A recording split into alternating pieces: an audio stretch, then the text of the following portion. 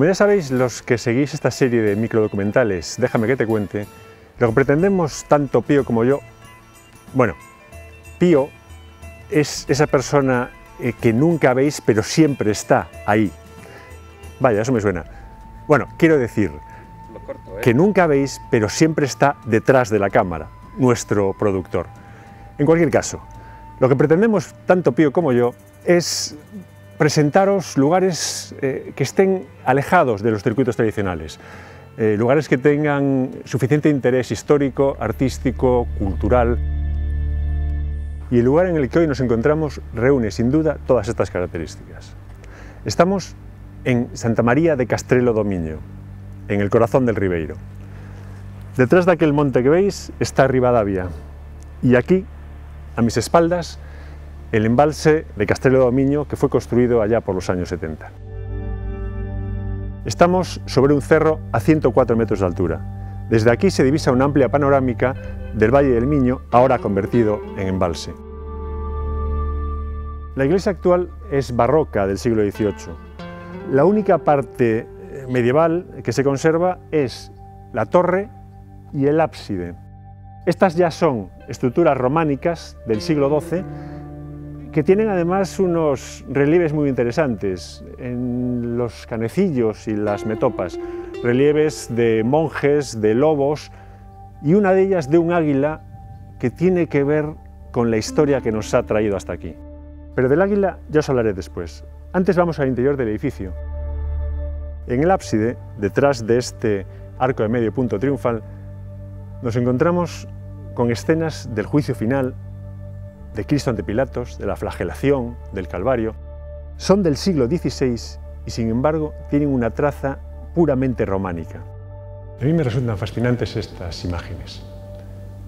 En realidad digo que son románicas o que son de apariencia románica por la tosquedad, ¿no? Por la falta de perspectiva y de volumen y por el uso de una figura más grande para destacar al personaje principal.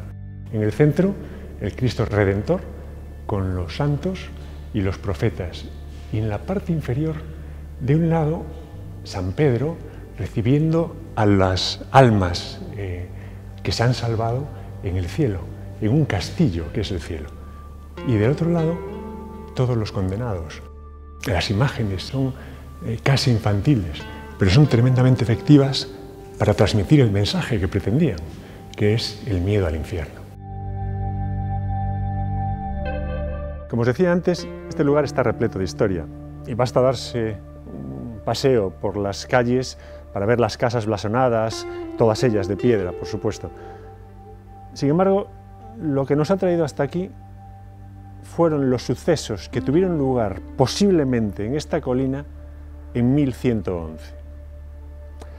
Primero, el lugar. Digo posiblemente en esta colina porque no está del todo determinada la localización.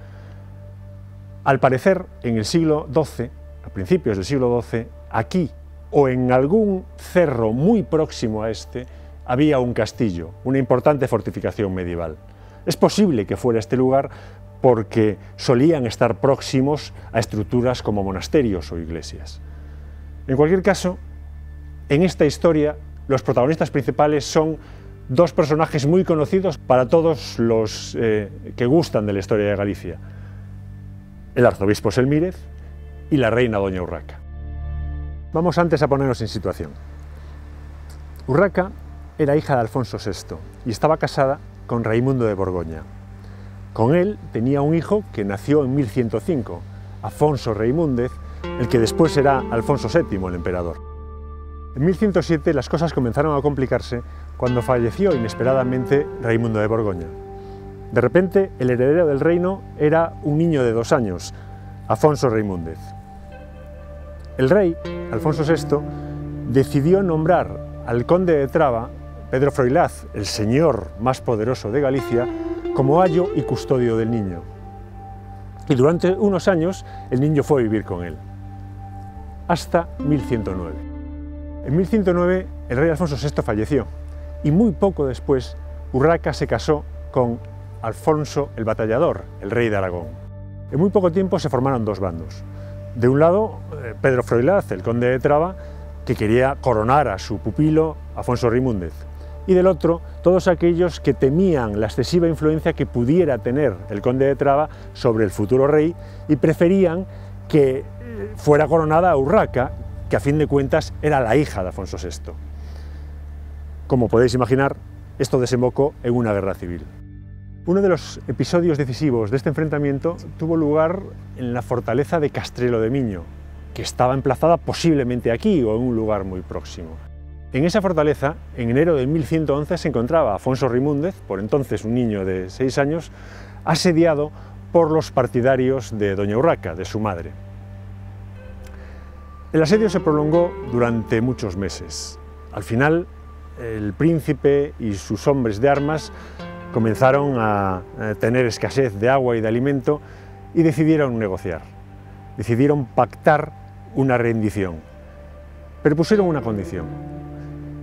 Para alcanzar un acuerdo debería presentarse en la fortaleza el obispo de Santiago de Compostela, don Diego Selmírez. Diego Selmírez fue uno de los personajes más fascinantes de la historia de Galicia.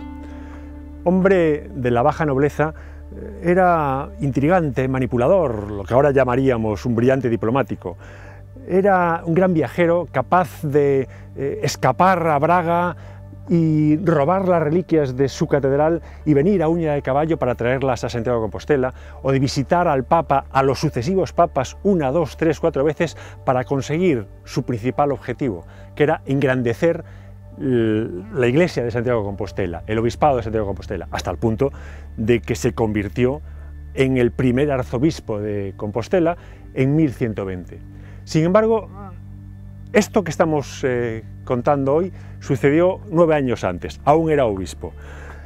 Cuando Selmírez recibió en Santiago de Compostela la noticia de que le reclamaban para intermediar entre asediados y asediadores en Castrelo de Miño, reunió sus mesnadas y se vino para aquí. Y llegó a aquel lado del río Miño. Dejó a sus mesnadas allí y con 2 o 3 acompañantes decidió cruzar el río. Y entonces sucedió algo que tiene que ver con el águila que os decía antes. Cuando estaban cruzando el río, vieron un águila volando hacia ellos en sentido contrario. En esta época eso era un mal augurio y los males augurios se tomaban muy en serio. Los acompañantes empezaron a decirle que algo pasaba, que probablemente era una celada, una trampa y que debían dar la vuelta. Selmírez, que si algo era intrépido y arrojado, dijo que de eso nada, que seguían adelante. Llegaron a este lado y ahí abajo, en la orilla del río, estaba el asentamiento de las tropas asediadoras. Y al frente de ellas, otro personaje realmente curioso, Airas Pérez, un noble de segunda fila, muy bravo, muy acometido y que se pasaba la vida enfangado en luchas con unos y otros para engrandecer su estado. En cualquier caso, cuando llegó Selmírez aquí, le recibió Airas Pérez y subió hasta la fortaleza. En el patio del castillo se reunió con 12 caballeros, 6 de los asediados y 6 de los asediadores. Y en muy pocas horas, ese mismo día, consiguió un acuerdo de paz. Un acuerdo de paz por el cual el castillo pasaría a manos de los asediadores, pero lo importante en este caso, el príncipe Afonso Reimúndez se salvaría y podría acompañar a Selmírez hacia Santiago de Compostela, a Selmírez y a la condesa de Traba, que también estaba como aya del niño aquí en la fortaleza. Cuando estaba dirigiéndose hacia el príncipe y hacia la condesa, entraron en tromba tras él los hombres de Airas Pérez, hicieron prisionera a la condesa de Traba, al niño rey o al niño príncipe Afonso Reimúndez y al propio Selmírez. Les habían traicionado al final. A partir de ese momento las cosas se complicaron de verdad. Las tropas de Airas Pérez cruzaron el río y atacaron por sorpresa a las mesnadas de Selmírez, que, cogidos de improviso, tuvieron que salir corriendo y escaparon dejando abandonado a su señor. Airas era el vencedor de la jornada. Hizo prisionero a la condesa, al príncipe y a Selmírez y se los llevó al monasterio de Ribas de Sil. Allí pasaron la noche y al día siguiente se fueron al castillo de Airas Pérez de Penacorneira, que está situado hacia el norte de aquí. Os dejamos ya el próximo día la continuación de esta historia en Penacorneira.